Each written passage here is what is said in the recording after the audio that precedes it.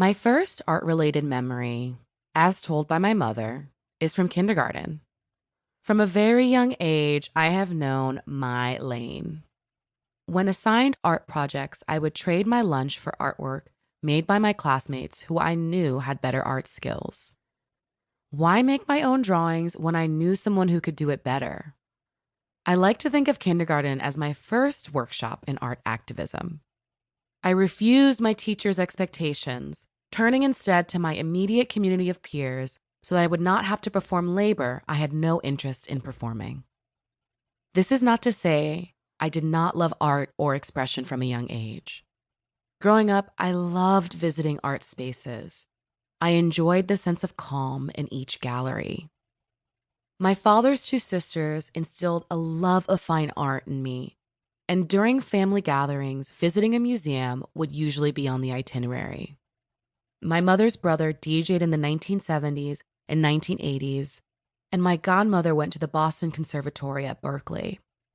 Art and self-expression were essential pillars in my childhood. But even with early exposure to art and art spaces, I would have never dared to dream about working in the arts in the capacity that I do now. Art was always in the background, but it wasn't until my sophomore year of college that working in the arts felt like a possibility for me. Unlike my first year, my second year at Smith College didn't start with excitement about classes or hanging out in the campus center. It started with a rigorous campaign at Smith's Office of Student Financial Services. I was depressed, burned out, and I felt like I was failing in every direction. I'd had my heart broken for the first time that summer by my first girlfriend, and my grades were terrible. I had been working so hard to be admitted to an elite college, but in my first year, I felt like I was wasting my opportunity. I'd spent my high school years at an elite boarding school, feeling like the beneficiary of affirmative action. And while I knew I had potential, my grades were lackluster and an unwelcome reminder of my insecurities. On top of my heartbreak, my grandfather passed away my first year of college, and while we were never close, his death had a tremendous impact on my financial aid package.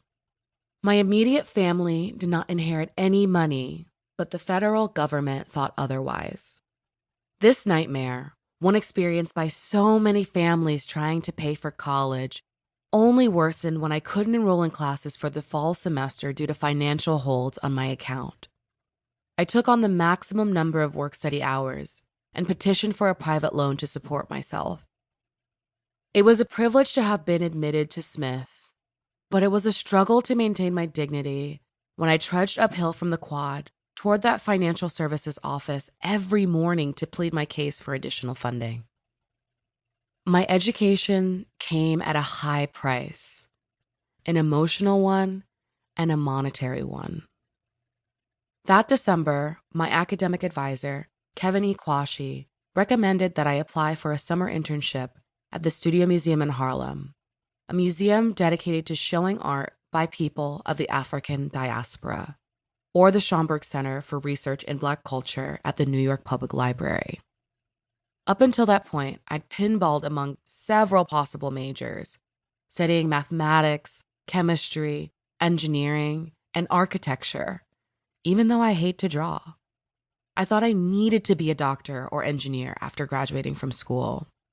I was smart, and I knew I needed to turn that intelligence into revenue, but the only classes I enjoyed were in the African American Studies department. For so many young people of color, we feel like we don't have the luxury of exploring the liberal arts. Society tells us that we have to take coursework to become high earners, to make valuable contributions to the world.